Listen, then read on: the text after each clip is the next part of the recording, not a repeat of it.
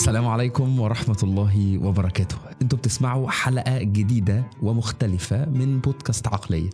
بودكاست عقلية اللي بدأ بسبب مقولة أنا سمعتها في فيلم من الأفلام هاري بوتر قبل كده، واللي كانت بتقول إن اللي بيشكل حياتنا هي القرارات اللي بناخدها أكتر بكتير من قدراتنا. وبالتالي لو احنا غيرنا عقليتنا المتحكمة في القرارات اللي بناخدها، مستقبلنا وحياتنا اللي عايشينها هتتغير. وانطلاقا من كده مشينا في مجموعة من الحلقات اللي شفتوها مع ضيوف مختلفة، بس النهاردة احنا جايين في فورمات هي بنسميها بودكاست عقلية ميني، حلقات مصغرة بنتكلم فيها عن الأساسيات المتعلقة ببناء عقليتك في مجالات مختلفة، نفس المواضيع تقريبا اللي بنتناولها مع الضيوف، ولكن بشكل أصغر وبفورمات واضحة وصريحة وموجهة تجاه موضوع معين. والنهاردة احنا جايين نتكلم عن واحدة من أهم المواضيع اللي عشنا فيها سنين كتير من التجارب، واللي أنا على المستوى الشخصي جربت فيها طرق كتير مختلفة لحد ما وصلت للحظة اللي أنا فيها دلوقتي. ولو ما تعرفش فأنا اتخرجت من كلية طب بتقدير امتياز، وكنت في سنين من الكلية من أوائل الدفعة، وطول حياتي متعلق بطريقة ما بالمذاكرة. فحلقة بودكاست عقلية النهاردة جاية تكسر لك صنم مهم جدا، إن طريقة المذاكرة اللي انت بتمشي عليها غالبا غلط، وعدد الساعات الطويلة اللي بتقضيها قدام الكتاب دي معلومة تبدو لك مفاجأة شوية، إنها ما بتفرقش إنك تجيب درجات عالية أو لأ. وده اللي هنعرفه من خلال الرحلة الطويلة مع السر المهم جدا عن طريقة المذاكرة اللي هنمشي عليها النهاردة على مدار الكام دقيقة الجايين. رحلتي في اكتشاف السر والطريقة اللي جاي أكلمك عليها النهاردة ما كانتش أبدا ليها علاقة بالمذاكرة، ولكن من 4 أو 5 سنين في حياتي عديت بمشاكل ما مش مهم، ده لا داعي لذكرها دلوقتي الصراحة، بحبش افتكر الايام دي. بس من كتر المشاكل دخلت في حالة من الاكتئاب، واني كنت باكل كتير وحركتي كانت قليلة. ببساطة نتج عن ده ان وزني زاد جدا جدا وقتها، وصلت يمكن 90 او حاجة كده، وانا يعني مش طويل قوي، وطول عمري بلعب في اول ال70. ودي كانت تجربة صعبة جدا. يعني لو حد عدى بان هو كان وزنه بطريقة ما عدد معين من الكيلوهات وزاد فجأة، الموضوع بيبقى صعب ان هو يتقبله، وصعب انه يواجه بيه الناس عشان الأسئلة السخيفة المكررة، حصل ايه، طب ايه اللي خلاك تزيد، وهكذا. فكانت فترة من الفترات الصعبة جدا، حاولت فيها اني امشي على اكتر من نوع من دايت، وللأسف المحاولات كلها بقت بالفشل. لحد ما سمعت في مرة من المرات عن نظام اسمه الانترميتنت فاستنج او الصيام المتقطع، وعقدت العزم ومشيت اني هتبع هذا النظام. ولمدة 12 اسبوع كاملين، حوالي 3 شهور، قدرت الحمد لله انزل 10 كيلو في الوزن كاملين. ولحد ما وصلت الوزن وقتها كنت راضي عنه، في اول الثمانينات اخر السبعينات او كده. ووقتها كان السؤال اللي سألته لنفسي في المراية أول ما رجعت كده من الصيدلية ووزنت نفسي ومبسوط قوي بالنتيجة اللي أنا وصلت لها، قلت أنا في الفترة دي مش مهتم خالص إني أروح الجيم، ودلوقتي التحدي صعب، إزاي أقدر أحافظ على الإنجاز اللي عملته ونزولي في الوزن ده. وقلت أنا هجرب ألعب مع نفسي لعبة، الحاجات اللي كانت بحس إنها زودتني في الوزن هحاول بس أتحكم فيها بشوية قواعد بسيطة، وجرب وشوف الموضوع هيمشي معايا ازاي. الموضوع بدأ بالنسبة لي اني قلت اول حاجة بتحاول او بتزود وزني بشكل لا واعي هو اني مش بحب الاكل الكتير، بس اني باكل اكل وحش. وبمعنى اكل وحش اكل جاهز. فاول حاجة منعتها اني اكل اكل جاهز من بره. رقم 2 ان مفيش شيبسي ولا بيبسي في ايام الاسبوع كلها. رقم 3 أنا كنت بحب الجري جدا، فهخصص كل يوم ساعة هجري فيها. رقم 4 إنه في نهاية كل أسبوع لو التزمت على ده هاخد يوم فري تماما أعك فيه الأكل اللي أنا كنت عايزه. وعدى يوم 2 3 4 5 لحد ما الأسبوع عدى، ورحت وقفت على الميزان، وكانت المفاجأة يا صديقي، لقيتني ثابت في الوزن. قد لمعت عيناه، عيني لمعت كده مرة واحدة. ايه ده، انا ما بذلتش مجهود عنيف ولا حاجة، نظمت اكلي، وحتى ما كنتش باكل اكل محسوب بالجرامات، بس منعت الحاجات اللي كانت بتزودني، شوية حاجات بسيطة، ولعبت رياضة بمعدل بسيط مش معدل عنيف، وفي الاخر حافظت على الوزن بتاعي. وما كان إلا اني قررت اني اكرر الاسبوع ده اكتر من مرة بعد كده. الاسبوع بقى شهر، والشهر بقى شهور، والشهور وصلت لسنة كاملة. اليوم اللي قررت هنزل فيه الجيم، وقفت على الميزان وخلاص انا حسيت دلوقتي ان انا عايز اخد خطوة مختلفة في الرياضة. وتتوقعوا وزني كان وقتها كام؟ وزني كان نفس الوزن اللي بدأت بيه الرحلة من بعد الدايت. وده كان بالنسبة لي إنجاز عظيم جدا. وقعدت أسأل نفسي إزاي قواعد صغيرة بسيطة قدرت تحللي واحدة من أكبر المشاكل اللي كانت معقداني في حياتي ومقللة ثقتي بنفسي. فقلت طب هو في ناس أصلا بتعمل حاجات زي كده، فحتى لو في مجالات مختلفة أو في نفس المجال، تعال نجرب نشوف إن الأنماط الثابتة دي هل ناس كانت بتتبعها ولا الموضوع جه معايا بالصدفة وخلاص دي حاجة هنكتشفها فيما له علاقة بالصحة ونركنها على جنب. وبدأت رحلة البحث يا صديقي. وهنا وانا بحكي معاك رحلة البحث هيظهر معانا شخصية، هي الشخصية الأوفر ثينكر، ممكن تقولها منعم الصغير، اللي دايما بينقد الأفكار اللي بتجيلي والأبحاث اللي بوصل لها أو المعلومات اللي بوصل لها من خلال البحث بتاعي. بدأت رحلة بحثي، وأول واحد خبطت فيه كان كاتب اسمه تشارلز ديكنز. وده لا يعرف، يعني واحد من أشهر الكتاب الإنجليز، كتب روايات عظيمة، منها واحدة من الروايات اللي درسناها أيام الدراسة يعني اللي من جيلي، أوليفر تويست. وكتب واحدة من الروايات المشهورة A Tale of Two Cities. راجل كاتب مخضرم، رواياته عدت وعاشت سنين. الكاتب ده أما جيت أدور في نمط حياته كان ماشي إزاي، اكتشفت ان الراجل ده كان مؤمن بطريقة غريبة جدا في ان هو يجيب الالهام بتاع الروايات بتاعته. كان لازم يمشي من 20 ل 25 كيلو يوميا. قبلها بيكون قعد 6 ساعات متواصلة للكتابة، مهما كان ايه اللي حاصل في يومه، مهما كان متحمس للشغل مش متحمس للشغل، عنده افكار ما عندوش افكار، هو والورقة بينعزلوا لمدة 6 ساعات بعد ما يمشي 20 او 25 كيلو دول عشان يجيب الهام للافكار بتاعته. نمط غريب بس وصل بيه لنجاح خلاه من رواد الادب الانجليزي. وهنا يظهر بقى منعم الاوفر ثينكر ويقول لي يا عم انت مالك انت بكاتب زي ده، دي حاجة ابداعية انت لا تقدر تعتمد عليها ولا ده مقياس بالنسبة لك. قلت له والله كلامك منطقي، خلينا نسيب الأدب خالص ولا الفن ونروح ندور في مجال تاني. وهنا قبل ما اسيب لك الموضوع الصراحة قلت له لأ، أنا برضو قريت معلومة غريبة جدا عن واحد اسمه ستيفن كينج، واحد من أشهر الكتاب الرعب اللي رواياتهم باعت أكتر من 400 مليون نسخة. الراجل ده قعد عشرات السنين، يمكن أكتر من 20 سنة، من الأكثر مبيعا. ودي معادلة صعبة جدا جدا في الأدب، لأنها بتعتمد على حاجات كتير جدا، سواء من جودة الكتابة ولا ذوق الناس ولا اختلاف أجيالهم. إنه يفضل على العرش لفترة طويلة لازم في سر. أما قعدت أدور ورا الراجل ده اكتشفت إنه والله شبه تشارلز ديكنز، هو بيخصص كل يوم 2000 كلمة لازم يكتبهم مهما كان إيه اللي حاصل في يومه. بس يا عم منعم الصغير، يا عم الأوفر ثينكر، يا ريخم أنت اللي عمال بوظنا الأفكار، أنا هتبع معاك ونروح ندور في مجال تاني.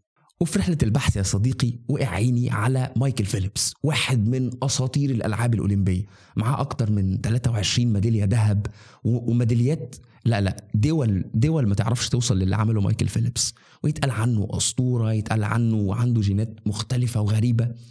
أما جيت تدور في تفاصيل يومه اكتشفت أن الراجل ده بيتمرن 6 أيام في الأسبوع، ويمكن لحد مرتين في اليوم، يعني مرة على الأقل، مهما كان إيه اللي حاصل في يومه. متحمس مش متحمس، عنده حاجة اجتماعية ما عندوش حاجة اجتماعية، متفرغ للشغل مش متفرغ، ده لازم حاجة يستمر عليها مهما كان إيه اللي حاصل في يومه. كلام منطقي، بس انت دلوقتي متوقع ايه اللي هيحصل؟ لانه هيطلع لي هذا الاوفر ثينكر الصغير منعم الصغير ويقول لي يا عم انت رحت لي سبت الادب ورحت المجال الرياضه، انت كده بتحيرني معاك والموضوع شكله مش هيوصل بينا النتيجه في الاخر. قلت له لا، احنا هندور على مثال تاني وبعديها نسيب المجال خالص ونروح ندور على حاجه شبهنا. والمره دي جه الدور على يوسين بولت، العداء التاريخي، اسرع عداء في التاريخ. يبدو برضو نفس الكلام اللي اتقال على مايكل فيليبس اتقال على الراجل ده، عمل حاجه اعجازيه ومستحيله. تيجي تدور في نمط يومه تكتشف انه مخصص تقريبا 90 دقيقة بيدخل فيهم الجيم يوميا، وبيستمر عليه نفس القاعدة مهما كان ايه اللي حصل بدون اي استثناءات حتى في الاعياد. تكتشف ان السر الاعجازي اللي هو عمله مش وراه حاجة يمكن جينية بس، ولكن وراه استمرار على عادات وروتين ونمط معين ممشي بيه حياته. يطلع لي منعم الصغير، قلت له انا همشي معاك اتفاقي ان سبت الادب وسبت الرياضة وهروح أدور في مجال شبهي. تعال ندور على العلماء اللي بيعملوا حاجة شبه اللي أنا بدور عليها، وهي المذاكرة يا عم. فلقيت تسلا. اللي ما يعرفش تسلا، أول مرة اتوصف كلمة جينيوس أو عبقري والله اتقالت على الراجل ده. تسلا راجل كان غريب الأطوار، بيعيش في عزلة، بس راجل شديد الذكاء. تدور ورا تسلا ده تكتشف انه بسببه احنا عايشين افضل لحد دلوقتي. اسمه خلد في التاريخ لان الراجل ده اول واحد اكتشف حاجه اسمها التيار المتردد، اللي اتعمل منه بعد كده الراديو والريموت الكنترول بتاع التلفزيون، واتعمل منه وتطبيقات واختراعات عظيمه احنا عايشين لحد دلوقتي بفضلها. الراجل ده تكتشف انه روتين حياته انه بينعزل في غرفته 16 ساعه متواصله تقريبا، ممكن ينسى ياكل فيهم، ممكن ينسى نفسه، بس بيعمل حاجة واحدة بس ومركز في اللي هو بيعمله لحد ما طلع حاجات إعجازية غريبة. تيجي تدور على واحد زي أينشتاين تكتشف ان الراجل ده ليه روتين ونمط ثابت ممشي بيه حياته، وده اللي خلاه يوصل برضو لنظريات غريبة جدا، نظريات اتبنى عليها العلم لسنين وسنين. بدأ منعم الصغير يرتاب، يقول لي أنا حاسك وصلت لحاجة، بس لا أنا هرخم عليك يا عم. الناس دي كانت عايشة في عصور ما فيهاش نت، عصور ما فيهاش مشتتات، عصور ما فيهاش تليفونات، فلا إني أشك في الذي تقوله. قلت له بص أنا هرضيك، وأنا عندي برضو نسبة شك لسه ما اتقفلش شوية، فخلينا ندور على ناس عايشة في العصر بتاعنا. تروح لواحد من رواد مجال التكنولوجيا، وان شركته وانا بكلمك دلوقتي تقريبا هي الاولى على العالم، شركة ابل، ستيف جوبز. اما تيجي تدور ورا ستيف جوبز تكتشف انه كان عنده روتين ونمط ثابت برضه ماشي بيه حياته، لدرجة انه اول ما كان بيصحى من النوم كان بيقول حاجة جميلة قوي. بيقول لك النهاردة، يبص في المراية كده لنفسه يقول النهاردة لو ده اخر يوم ليا في حياتي هكون عايز اعمل ايه فعلا. وكان مقتنع في قرارة نفسه من جواه، وبيكلم نفسه كل يوم بده انه قادر يغير العالم. وكان بيمشي على روتين ونمط ثابت متزن شوية وجميل الصراحة، لأنه كان مراعي عيلته في روتين متزن إلى حد ما، وطبعا مات بمرض مشهور في وقتها. فالراجل ده شركته بقت من الأعظم، بس كان وراه سر شبه العظماء اللي قبل كده. وصلنا دلوقتي لإيلون ماسك، والراجل ده كان المثال الأخير اللي هقنع بيه منعم الصغير. وكان قدامي اختيارين، لا يقتنع لا يخبط دماغه في الحيطة. أنا تعبت منه الصراحة. إيلون ماسك تكتشف ان الراجل ده مشارك تقريبا في 4 شركات، غير دلوقتي او مؤخرا من سنة وشوية اشترى اكس او تويتر سابقا. والراجل ده بتيجي تدور في نمط حياته لا يختلف عما سبقه، ولا يختلف عن الاكتشافات اللي وصلنا لها. عنده روتين ونمط ثابت، بيشتغل تقريبا من 10 ل 12 ساعة في اليوم. تكتشف بعد ما تقعد مع نفسك وتحلل كل هذه النظريات، قلت الله، طب ده انا جربت بنفسي حاجة صحية جت معايا صدفة، وبعد كده دورت في قصص كتير قوي، وصلت الى ان الانماط الثابتة بطريقة ما تؤدي الى نجاح غريب. ولكن دي نظرية، خلينا نكون واقعيين، دي نظرية، والنظرية لابد لها من تجربة. ولو انت نسيت يا صديقي، فانا اسمي دكتور منعم، فاكيد كنت في كلية طب ومش فاضي للكلام ده. وركنت هذه النظرية، خدتها كده، قلت والله دي حاجة حلوة لذيذة مجربة في الصحة، هنحافظ على جسمنا بيها على قد ما نقدر. وركنتها على الرف، واندمجت في كلية طب وفي الامتحانات واللي ورايا يا صديقي. وانطلقت يا صديقي في رحلتي في الكلية. وفي يوم من الأيام علاقتي مع الكلية وصلت لمرحلة سيئة للغاية، لدرجة أنا فاكر في ديسمبر 2020 أنا سبت الكلية. واللي يعرف شوية وعارف من الحاجات اللي احنا حكيناها قبل كده اني انا داخل الكلية دي بحب شديد، يعني كانت من اكتر الحاجات اللي انا فعلا مصر عليها، وحاربت واخدت قرارات صعبة في حياتي عشان اوصل لكلية الطب. بس خلاص يعني حاولت كل المحاولات اللي ليها علاقة بالمذاكرة، مش عارف اجيب نمر كويسة، مش عارف احقق الهدف اللي انا عايزه. كل ما احط هدف اني اوصل لحاجة مش عارف اوصل لها. اذاكر كتير كتير كتير في يوم، اوصل ل10 ايام، بعدها اقعد 2 أو 3 مش قادر اصلا اذاكر ولا افتح كتاب، اروح انشغل باي حاجه. طيب اقعد فتره اذاكر 3-4 ايام، يجي يوم يسقط فهد كل اللي عملته. تراكمات بتزيد. علاقاتي في الكليه ما كانتش احسن حاجه، لاني مش عارف احب المكان، وحتى ما كنتش شاطر وقت ما اتسال في السكاشن ولا في الامتحانات، وبجيب نمر مش احسن حاجه. فقررت في لحظة ما، خلاص الموضوع بقى صعب، اني اأجل كم امتحان من الامتحانات اللي كانت عندي، يعني حاجة بتحايل ما ان انا تعبان او كده. وقعدت شهر ونص او شهرين بعيد عن الكلية تماما، رحت اجرب ادرس حاجات تانية مختلفة. بس في لحظة ما من اللحظات وانا بتفرج على اليوتيوب على واحد من الناس الملهمة اللذيذة، جت نكشت كده في حتة الروتين دي والعادات. قلت ليه لا، احنا كان عندنا نظرية حلوة والى حد ما منطقية، فخلينا نحاول نجرب منها شوية حاجات. وجيت فيما تبقى من سنة ثالثة طب اللي هي السنة اللي بكلمكم عليها دي، جربت فيها شوية حاجات وقلت تعدي الى حد ما، يعني نعدي فيها بأقل الخسائر، وبعديها نبدأ بقى فعلا روتين قوي. مع بداية رابعة طب كانت سنة التغيير، وقررت ان لازم اطبق كل قواعد الروتين اللي اتعلمتها واختبر اشوف هل علاقتي بالكلية دي هتتصلح ولا خلاص كده يا باشا مفيش امل ونشوف بقى طريقنا ولا سكتنا في حتة تانية. والروتين بالنسبة لي كان روتين بسيط. الروتين معتمد اني اذاكر 4 ساعات بس في اليوم، وهقول لك كالاتي. اول حاجة هصحى من النوم بدري على قد ما اقدر، مش لازم من الفجر، حتى لو الساعة 6 الساعة 7 الصبح، بس لازم يكون بدري. لان ليه بدري؟ لان بعد ما افطر واعمل المورنينج روتين بتاعي اللي هو وقتها كان قهوه وقرايه. انا بحب القرايه جدا وما بحبش اتكلم مع بني ادمين الصبح، فكنت بعمل اكتر حاجه بحبها في بدايه اليوم حاجه صغيره بسيطه، نص ساعه كده قراءه وقهوه، وبعدين اذاكر ساعتين قبل ما اروح الكليه. وقتها في السنه دي كنت بدرس اللي عارفين في القصر العيني، يعني بدرس اطفال ونساء، يعني الاطفال كان في الشتاء والنساء كان في الصيف، وبينهم كده حاجات صغيره. طيب كنت بعمل ايه؟ ذاكرت ساعتين، بعدين هروح المستشفى اللي هي الكليه يعني، وبعدين بعد ما اخلص ما امشيش من الكليه غير لما اذاكر ساعتين كمان في مكتبه الكليه. كده بقى عندنا 4 ساعات دول لازم همشي عليهم مهما كان ايه حاصل في يومي. والله ده اللي انا قريته بقى، يعني هذه النظريه اللي انا قراتها واللي انا جربتها شويه في موضوع الدايت، فخلينا نجرب ونشوف الدنيا هتمشي ازاي. بعدين كنت بروح على البيت، والله وقتها كنت بتعلم ساينتفك ريسيرش، بتعلم حاجه تانية بعيده عن المذاكره، بس الهدف الاساسي خلصته. طب يوم النهارده هذاكر او في الكورسات بتاعه الريسيرش، تمام، مش هذاكر، هروح الجيم، هنزل مع صحابي، هعمل حاجه تانية خالص ملهاش علاقه بده، هشتغل على اللغه بتاعتي، اي حاجه تانية. حلو. ومشيت على الروتين ده فتره شهر مثلا، قلت اجرب. كان عندي امتحان اللي هو بيسموه نهايه الراوند، بعد مثلا الاطفال او بعد النساء بنمتحن امتحان كده صغير. نقصت درجتين في امتحان الاطفال. واو، الموضوع بالنسبه لي كان مبهر. حسيت كده لو ايه، عارف اللي هو ضوء لمع وسط المدينه، اشاره ليه لا، يلا نجرب. فقلت خلاص دي فرصه حلوه ان احنا مادام الموضوع ماشي كويس. مشيت عليه بقى فترات طويله جدا لحد ما خلصت السنه، ويمكن اخر شهرين زودت ساعتين مذاكره، يعني قللت بقى قصه الريسيرش والحاجات بقى السايد هاسلز اللي بعملها، وخلص بقى 6 ساعات مذاكره في اخر شهرين اللي هو وقت الامتحانات في القصر العيني عندنا.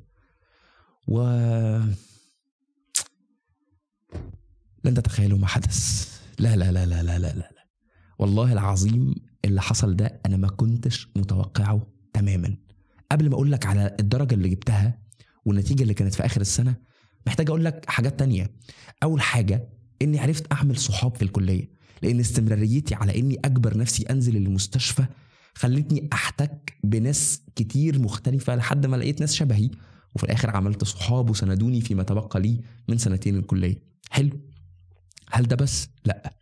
الحاجه التانية اني حبيت الطب فعلا، لانه المساحه اللي اخدتها وانا بحتك كل يوم بدكاتره وبطلبه حواليا بيذاكروا وبعيانين خلت الموضوع بقى بالنسبه لي مختلف اكتر ما كنت قاعد مع نفسي قافل على نفسي في الاوضه، مش عارف اصلا اذاكر، مش عارف اتعامل مع اي حاجه، فالموضوع كان بالنسبه لي صعب. فوقتها لا، انا بنزل بحتك اكتر ومثبت لنفسي روتين ونمط ثابت مسهل لي الدنيا، فحبيت الكليه. حلو. رقم 3، اتعلمت ساينتفك ريسيرش. على مدار الفترات كلها كنت بعمل حاجة صغيرة زيادة، ودخلت في أكتر من مشروع بعد ما اتعلمت أساسيات البحث العلمي، رحت جربت في أكتر من حاجة، والموضوع وصل إنه أصلا هو السبب الرئيسي إني بعمل محتوى دلوقتي، لأني فهمت قيمة العلم وتأثيره. وآخر حاجة درجات الكلية. أحب أقول لك يا صديقي العزيز إني دخلت قائمة الأوائل. أنا كنت واحد من قبلها هسيب الكلية، وصلت اني بقيت من اوائل الدفعه، من اول 100 على الدفعه بتاعتي، والدفعه 1200 واحد. وده كان بالنسبه لي حاجه غريبة. أنا قعدت أحاول 3 سنين لحد ما فشلت كل حاجة. فحسيت إن الموضوع لا لا لا لا، الموضوع على قد ما كانش سهل، وإنك بتقاوم الانضباط وإنك بتحافظ على الاستمرارية، دي حاجة فعلا فيها تحدي كبير، بس النتيجة كانت أكبر بكتير من توقعاتي. ووقتها كنت مقتنع بمقولة عظيمة جدا بتقول: اللهم إني لا أسألك معجزة بل عزيمة كل يوم، ألهمني فن الخطوات الصغيرة. عشان بقيت مقتنع إن كل خطوة صغيرة هعملها كل يوم هتأدي في النهاية لنجاح عظيم جدا شبه المعجزات. وده اللي حصل في القصة بتاعتي. فدلوقتي وفي اللحظة اللي بكلمك فيها أنا مقتنع تماما إن أهم حاجة وأهم سر عشان تنجح في أي حاجة أنت شغال عليها، وبما إننا بنتكلم عن المذاكرة، فهو إنك تستمر على روتين ونمط ثابت تعمله كل يوم مهما كان إيه اللي حاصل فيه. وده مش معناه إنك تذاكر عدد ساعات طويل، لأن الروتين عشان تستمر عليه ما تعرفش أصلا تستمر على عدد ساعات طويل ومرهق لفترات طويلة ومنعك عن حاجات مختلفة من حياتك. بس في كل النماذج اللي حتى قريت عليها بعد كده بعد النظرية دي، كلهم عشان ينجحوا لازم يمشوا على روتين ثابت. والخطوة الجاية من الفيديو هو ازاي بشكل علمي اعمل روتين استمر عليه فعلا ويقلل لي عدد ساعات المذاكرة بس تكون اقصى فعالية. عشان تبني روتين صح لازم تعرف مجموعة من القواعد اللي انت لازم تطبقها، وبعدين تحطها كده بحاجة كده مهمة جدا هقولك عليها شوية كده، بس بعدين تفضل تكرر بقى النمط ده وانت ناسي اي حاجة تانية، عايش حياتك بشكل طبيعي ومش مهتم انه والله في حتة باظت في حتة مش عارف حصل فيها ايه. لا لا لا، محتاج تقعد حبة حلوين لحد ما تفهم الدنيا مفروض تمشي ازاي. اول قاعدة وهي احنا بننساها وهي جاية من تأثير كده اسمه تأثير كروجر. تأثير كروجر ده بيقول لك ايه؟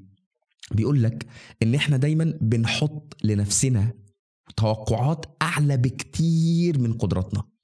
يعني لو جيت مثلا قلت انا هعمل لكم امتحان مفاجئ ومثلا انا دكتور في الكلية، فتكتشف انك ثقتك بنفسك انك هتعمل كويس في الامتحان لا تمت للنتيجة بصلة. بتلاقي جايب نتيجة غريبة جدا. عارفين الفيديوهات اللي بتشوفوها على تيك توك وحد بيسكرول ولا حاجة ويسأل مثلا يقول له انت هتجيب كام، يقول له 20، تلاقي مثلا جايب 13 من 20 في الامتحان. هذه التوقعات احنا دايما عندنا ان احنا ابطال في قصصنا، احنا البطل الاول في القصة بتاعتنا. ده ليه مميزات اكيد، يعني ليس لنا مجال ان احنا نتكلم عنها دلوقتي، لكن في هذه القصة وفي تأثير كروجر اللي بيقولوا انه ده بيصعب عليك عملية الالتزام، لانك توقعاتك عن نفسك ان في اليوم لازم ابقى كمبيوتر اذاكر 12 ساعة في اليوم، ولو ما ذاكرتش 12 ساعة في اليوم ومفيش دقيقة حواليا ضاعت يبقى انا كده فاشل. عارفين اللي هو بيسموها برضو في يعني كونتكست تانية بيسموها all or none، ان انا لكل حاجة كل دقيقة استغلها لما استغلش اي حاجة. ودي اسوأ حاجة كل واحد فينا بيعملها في نفسه. وكتير مننا جايين من العقلية بتاعت والله انا بيرفكشنست، انا احب كل حاجة تبقى ماشية سيف، لا اما ده لا اما خلاص انا القصة دي مش بتاعتي. فتلاقي مثلا واحد قدراته عظيمة جدا وعارف من جواه ان قدراته فعلا قوية، بس تلاقي يقول لك انا قابع في الجيد، انا بجيب التقدير الجيد ده عشان انا كده كده اللي هناك ده حاسس ان انا لا اما مش هقدر اعمله فمخبي على الناس، لا اما عارف ان انا قدراتي تجيبه بس في الاخر انا حاسس محتاجه تبقى ماشيه سيف والافكار اللي جوه دماغي هي اللي معطلاني.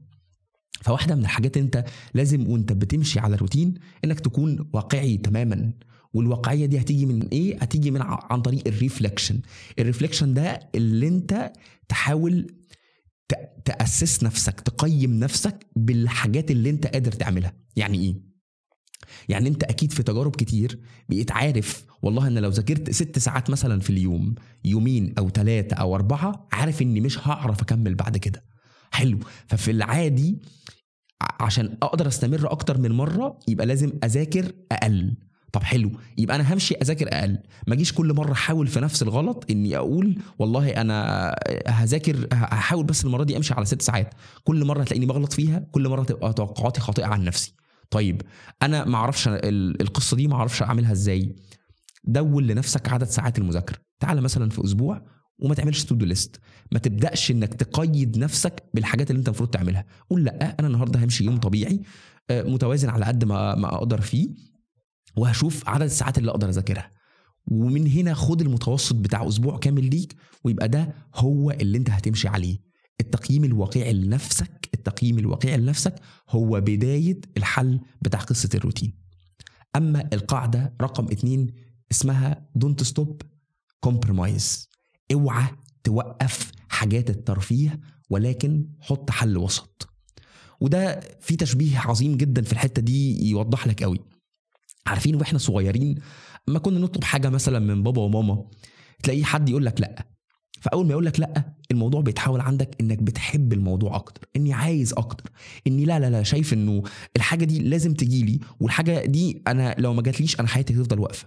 وكلنا قعدنا في الكورنر صغيرين قاعدين على الارض عمالين قاتلين نفسنا من العياط عشان الحاجه اللي بابا وماما قالوا لنا دي مش هتجيلك.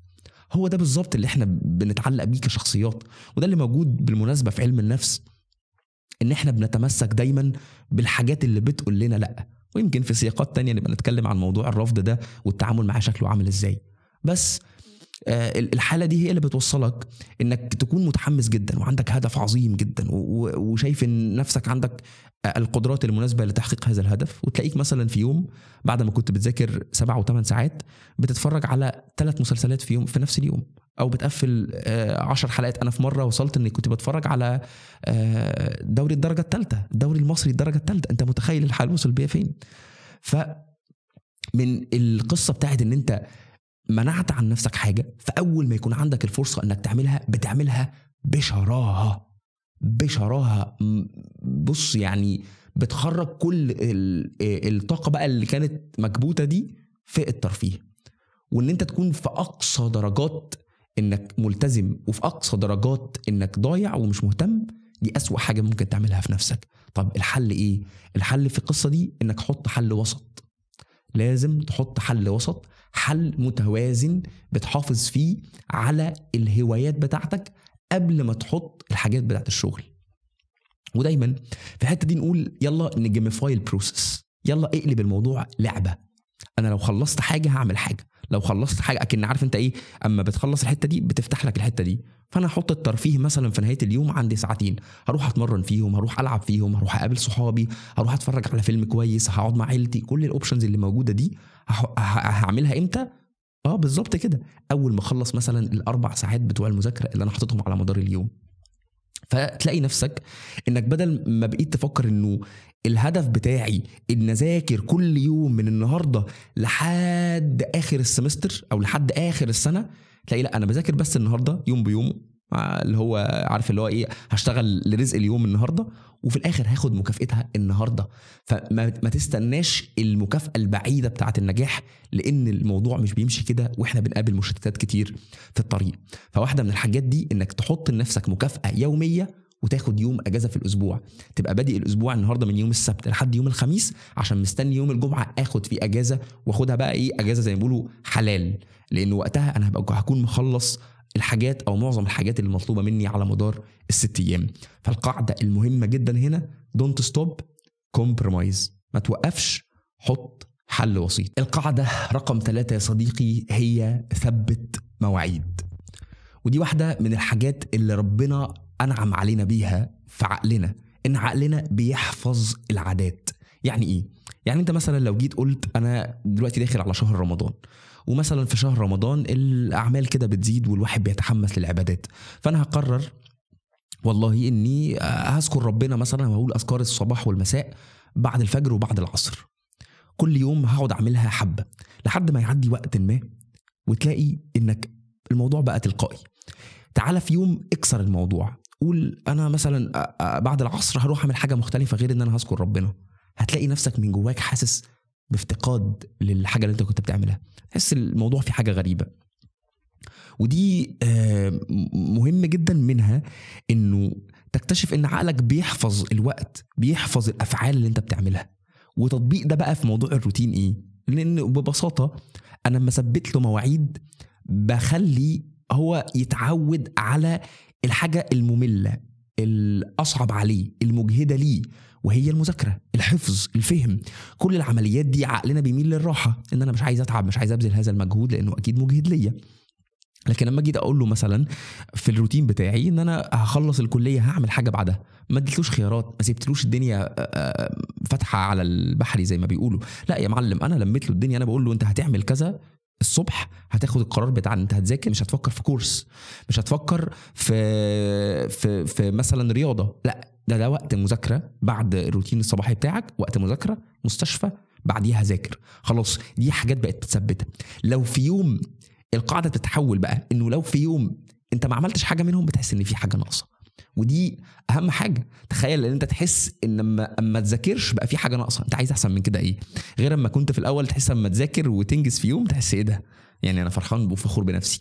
بس الموضوع بيتحول معاك انه لا، ده بارت اساسي عقلك نفسه بقى متعود عليه ومتعود على المجهود اللي بيبذله، فبقى بالنسبه له مفيش حاجز بينه وبين النهارده هقعد ساعتين 3 4 بذاكر. الموضوع بقى بالنسبه له طبيعي. وعشان اشرح لك الحوار ده بمثال تاني، عارفين انتوا الناس بتوع المينيماليزم او اللي هم بيعيشوا الحياه البسيطه اللي بيقللوا فيها كل حاجه، كان بيقول لك انه اعتمادهم في موضوع المينيماليزم ده على مثلا هلبس تيشيرت واحد في اليوم، على اني ما اديش لعقلي فرصه للخيارات، عشان هو بيمثل انه الاراده بتاعتك على مدار اليوم اول ما تصحى بتبقى زي البطاريه مليانه 100%. مع كل اختيار انت بتحطه له هو بيحاول يفكر، يقول لك والله انا هلبس مثلا ده ولا ده، فهلبس ده، فهو كده استهلك شويه. ده يصعب عليه او يقلل من فرصته انه يستخدم الاراده بتاعته في الشغل او في المذاكره. يقول له مثلا هتاكل ايه ولا ايه، فيقول لك والله ده خد مني مجهود في حتت ملهاش لازمه. يجي مثلا واحد زي الراجل بتاع فيسبوك ده مارك زكربرج، يقول لك انا هلبس لبس معين، ستايل معين، وخلاص انا بالنسبه لي ده هتبقى اخر اهتماماتي عشان اوفر المجهود والطاقه بتاعتي في حاجه تانية. هو ده بالظبط في حته تثبيت المواعيد. انا الصبح قايل له والله انت هتعمل كذا كذا كذا، انت ما عندكش خيارات. لكن تخيل انا بعمل حاجات كويسه ومثبت مواعيد لنفسي وبعد الصحيان من النوم والدنيا لذيذه، لكن جيت قلت والله انا النهارده عندي كورس، طب ما النهارده يلا جرب الكورس، النهارده هروح الجيم الصبح، النهارده هقرا شويه عن العادي الصبح. كل ما سبت الدنيا عايمه، كل ما دماغي مش هتحفظ، فمش هستفاد بالقصه دي، مش هتحفظ الافعال، وفي نفس الوقت هستهلك من ارادتي على مدار اليوم، فسهل اقع في تريبس تانية وفي مشاكل تانية على مدار اليوم، فيبقى انا صعبت الدنيا على نفسي. فواحده من الحاجات اللي انت وانت بتظبط الروتين بتاعك، لا حفظه، انت هتعمل حاجه في الوقت ده وهتعمل اللي بعدها في الوقت ده، فالموضوع يبقى بالنسبه لك ماشي بشكل تلقائي وبسيط. القاعده اللي بعد كده يا صديقي هي حدد اولوياتك، او بمعنى تاني ما تمشيش مع القطيع. المثال اللي بيتقال هنا انه تخيل كده احنا قاعدين في مدرج كبير، كلنا قاعدين بنسمع الدكتور، يبدو انه كلنا جايين لهدف واحد، وهو المذاكره والدراسه، وده هدف كاذب تماما. يعني زمايلنا اللي بينزلوا الجامعه ومنتظمين عارفين ان ده اي كلام. كتير قوي ممكن مننا احنا كشباب نازل لاهداف تانية خالص. يعني واحد نازل يجمع مع صحابه ويفطروا فطار لذيذ، واحد نازل والله يقول لك اتعرف على ناس جديده، واحد نازل عندهم اهداف ما لا داعي لذكرها، واحد نازل يتعلم. وده اللي ماشيين بيه في الحياه. انه يبدو من بعيد ان احنا متشابهين، وده حقيقه، بس لو قربنا عملنا زوم ان وبصينا هنلاقي ان احنا مختلفين تماما. وادراك الاختلاف ده ساعات احنا ما بنحسش نفسنا جواه، احنا عايزين نحس كده ان احنا في وسط ناس بيعملوا حاجات شبهنا، نحس ان احنا مطمنين اكتر، وده شعور طبيعي. ما اقولكش امنع نفسك منه، بس اقول لك افهم انت عايز ايه الاول. مهم جدا انه القرار بتاع ان انا مثلا هروح اجيب نمره معينه في الكليه، ده قرار يكون خارج من ارادتي، مش خارج ان عشان معظم الدفعه عايزين يجيبوا نمر كويسه، فاما اجيب نمر كويسه هنتمي ليهم اكتر. هذا الشعور ان انا بدور على الانتماء في وسط مجموعه، بس دي مش اولويتي. انا واحد عايز اسافر مثلا، فانا المفروض اعمل الحاجات اللي هتخليني اسافر بدري، امشي في اتجاه يحقق لي اهدافي انا، مش اهدافهم هم، او مش اهداف اللي تخليني احس بس ان انا وسط ناس. فدي واحده من الحاجات اللي بتقع فيها كتير. فإدراكك مهم جدا إنه والله أنا عايز 1 2 3 كأهداف، وعلى أساسهم هختار الروتين اللي يتماشى مع إني أحقق الأهداف دي بشكل واضح وصريح وسليم ومناسب ليا أنا. الحاجة اللي بعد كده هي اعزل نفسك وحاوط نفسك بالأهداف دي. احنا دلوقتي في أكتر عصر تشتيتا في التاريخ. المشتتات حرفيا بتتخانق عشان تسرق انتباهك، كل حاجه، سواء السوشيال ميديا، سواء المحلات في الشارع، سواء المولات اللي بتروح ترفه فيها عن نفسك. كل واحد حرفيا عايز اهتمامك، عايز فلوسك، عايز رقم الفيورشيب اللي هتتفرج بيه على الفيديوهات. كل واحد بيعاملك انت كسلعه. وللاسف لو انت ما خدتش بالك برضه هتحس ان اهدافك بقت جزء من اللعبه اللي بتتلعب حواليك وعلى انتباهك وعلى تركيزك وعلى طاقتك. فمهم انك تعزل نفسك عن هذه المشتتات على قد ما تقدر، تبقى فاهم انت عايز ايه كويس وتحاوط نفسك بيه. انه الهدف اللي انت عايزه ده خلي العقل اللاواعي بتاعك يشوفه كل يوم. دي واحده من الحاجات اللي هتثبت وهتخلي التحفيز عندك الى حد ما مستواه متزن، ومش بتاثر مثلا براي سلبي واحد قاله عن الطريق بتاعك، او واحد قال لك في فرصه لامعه على الناحيه التانية ممكن تبقى احسن، او والله ممكن تفكس خالص الدراسه وتروح تجري ورا الفلوس بدري. كل هذه الطرق ممكن تكون حاجات غير مناسبه ليك بالمره، وانك لو كملت فعلا في الطريق اللي انت مصدق فيه نفسك وعارف ان قدراتك هتجيب فيه، ده يكون احسن لك بكتير. بس المشتتات مش سايباك، فما تستسلمش بسهوله انك تغير الطرق بتاعتك. ده اللي اقصده بمعنى اعزل نفسك، مش تعيش في صومعه يعني. والحاجه التانية انك تحوط نفسك بالهدف، اكتبه في المفكره بتاعتك او الجورنال بتاعتك، حوط نفسك بيه مثلا على البوردز اللي حواليك حوالين المكتب بتاع المذاكره، حوط نفسك في التليفون في السكرين بتاعه اللابتوب، في السكرين بتاعه التابلت، قول لاصحابك عليه. خلي البيئه حواليك كلها بتقول الهدف بتاعك، عشان كل ما انت تحس ان انت عايش الهدف بتاعك كل ما ده هيخلي التحفيز بتاعك وقدرتك انك مركز وعايز اكتر وقادر اكتر تواجه تحديات بتاعت صناعة الروتين والحياة المملة بتاعته دي تبقى اسهل بكتير، وتقدر تستمر لأطول فترة ممكنة. القاعدة اللي بعد كده يا صديقي هي اصبر. وده يحضرني هنا سؤال مهم جدا، انه هل تتخيل يا صديقي ما المدة التي تحتاجها دماغنا انها تحافظ على العادات؟ والله الساينتفك ريسيرش بيقول لك حاجة جميلة قوي، بيقول لك من 20 يوم لحد 300 يوم. تخيل ان دماغك ممكن تحتاج 300 يوم كاملين عشان تستمر على العادة. وده بيتوقف على عوامل كتير، منها نوع العادة نفسها وقدرتك انت والظروف المحيطة بيك. كل حاجة حرفيا بتأثر في انك تستمر على العادة دي. لكن اللي انت بتعمله ايه؟ انت تسمع هذا الفيديو الجميل وتروح تطبق روتين وتبذل مجهود حقيقي وبشكل علمي صح، وتاخد فيه بالاسباب، ونحاول تعمل روتين كويس. وفجأة تواجه انك سبحان الله يعني مش عارف تستمر بعد يوم او 2، فترمي كل ده عرض الحائط. ازاي؟ دي حاجة غير منطقية تماما، لانه ادراك انه الروتين ده ممكن تاخد شهر مثلا لحد ما تتعود عليه، لا يخليك ارحم بنفسك. فاصبر على نفسك، واوعى تيأس من نفسك في المحاولة. اوعى تيأس من نفسك، لانه العلم بيقول لك ان في عادات عقلك بيستوعبها في شهر، في شهرين، في 300 يوم، يعني قرب السنة. فانت تيجي ازاي تستسهل انه بعد اسبوع ما عرفتش استمر على روتين او مرميه كله، بدل ما اشوف والله ايه ممكن يتعدل فيه، طب ايه ممكن كويس فاستمر عليه، ازاي افلتر فيه، طب ازاي احسن اطور فيه. لانه خلاص انا دلوقتي بقيت مقتنع ان الروتين هو اللي هيوصلني للهدف بتاعي، وفي نفس الوقت هيعيشني حياة مستقرة حافظ فيها على الهوايات بتاعتي، حافظ فيها على الحاجات اللي بحبه، على الناس اللي بحبهم، وفي نفس الوقت احقق اهدافي. واحد حاجة جايه تقول لك انا كومبو، انا هلم لك كل حاجة، انا جوكر. فازاي اقول انه مع اول مرة او 2 يا ارمي بده وخلاص هتزنق زنقة قبل الامتحان، بحيث ان انا خلاص هلم فيها الدنيا، وفي الاخر اخد كل المعلومات دي وتترمي بعد الامتحان ما تفتكرش منها اي حاجة. فده مش منطق. فلازم يا صديقي تصبر على نفسك وانت في رحلة الروتين، وتصبر على انه وانا بكلمك دلوقتي، وانا بكلمك حتى في القصة الملهمة بتاعت الروتين اللي انا عديت بيه والتحول بتاع 4 طب، اكيد كان في ايام بتبقى اصعب، اكيد كان في ايام مش بقدر احقق فيها التارجت بتاعي. الايام دي لو كنت استسلمت ليه فيها وقتها كان كل حاجة هتضيع. وهنا برضو بحب اقول المثال اللي كان بيقوله دكتور علي حسيب، دكتورنا في كلية طب القصر العيني، كان بيقول انه اليوم اللي يقع منك سيبه وكمل تاني يوم كأنك ما وقعش منك حاجة. فمثلا لو احنا عندنا الاسبوع فيه 6 ايام هشتغل فيهم، اما يقع منك يوم فتسيبه وترجع تكمل في اليوم اللي بعده على الروتين، تكتشف انك خلصت 5 ايام من 6 ايام.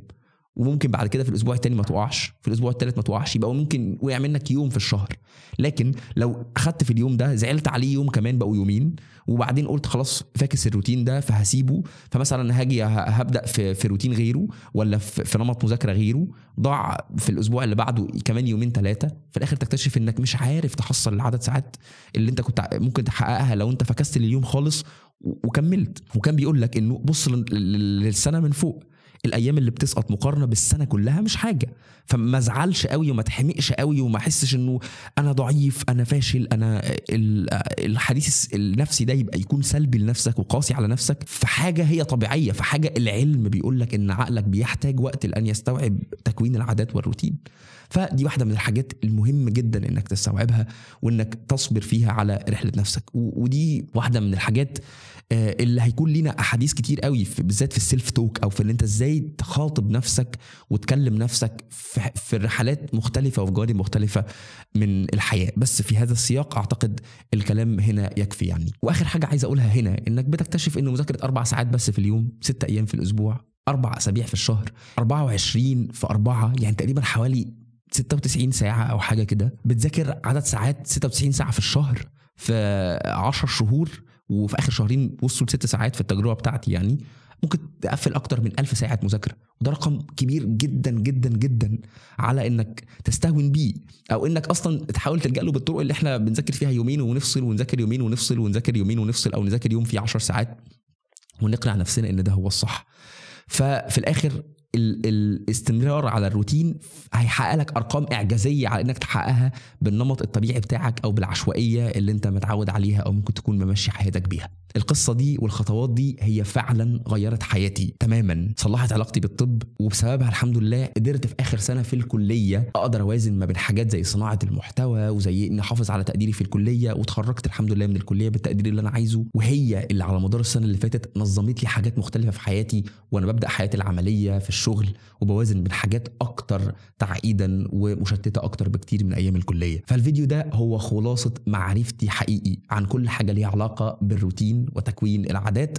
اكيد هيكون في تفصيل تانية من دراسات وابحاث تانية في الحلقات الجايه من بودكاست عقليه مني. اتمنى لو كنت وصلت لهذه اللحظه فتكون استفدت، تكون حسيت ان الموضوع فيه فرصه حلوه جدا انك تبدا انك تحاول تمشي على روتين، انك تغير طريقه المذاكره بتاعتك لطريقه اكثر تنظيما تحافظ لك انك في الاخر تحقق الهدف بتاعك وتعيش حياتك بشكل متزن بتحافظ فيه على سلامك النفسي على قد ما تقدر. الحاجه اللذيذه انك هتلاقي تحت في الروابط ملخص للحلقه دي في شكل PDF في كل النصايح عن الروتين وجاهزه على طول انك تاخدها وتطبقها، ممكن تضيف عليها صفحه او 2 بحيث تراجع هذه المعلومات في الرحله بتاعتك وانت ماشي في الروتين بتاعك وتخرج بالاستفاده بتاعت الحلقه دي وتطبقها في حياتك بشكل دقيق. هذه السلسله لن تكتمل يا صديقي العزيز الا بدعمك، فلو عندك اي موضوع انت حابب احنا نغطيه فيما يتعلق ببناء عقليتك بشكل كامل، مفيش اي موضوع احنا ممكن ما نتناقش فيه، تقدر تكتبه لي في الكومنتات. وما تنساش تعمل لايك عشان الحلقه دي تظهر لناس تانية، وتشير الحلقه مع صحابك لو عجبتك وحسيت انها ممكن تكون مفيده. واخيرا تتابعنا بقى على كل المنصات سواء صفحتي او صفحه البودكاست في المنصات المختلفه اللي هتظهر على الشاشه قدامك دلوقتي. ولو حابب تكون جزء من فريق عقليه وتساعد في ظهور هذه الحلقات للنور، تقدر تملى برضو الفورم اللي هتلاقيها موجوده في الديسكريبشن. ولا تنسى يا صديقي البودكاست ده هو واحد من اهدافي الرئيسيه ان ننقل لك العلم والخبره بشكل يناسب عقليتك ويستثمر في بنائها خطوة ورا خطوة في كل المجالات اللي انت ممكن تتخيلها. وفي النهاية مش حابك تنسى أنا دكتور منعم وبساعدك تكون أحسن في حياتك. حتى نلتقي في حلقة أخرى، أترككم في رعاية الله وأمنه.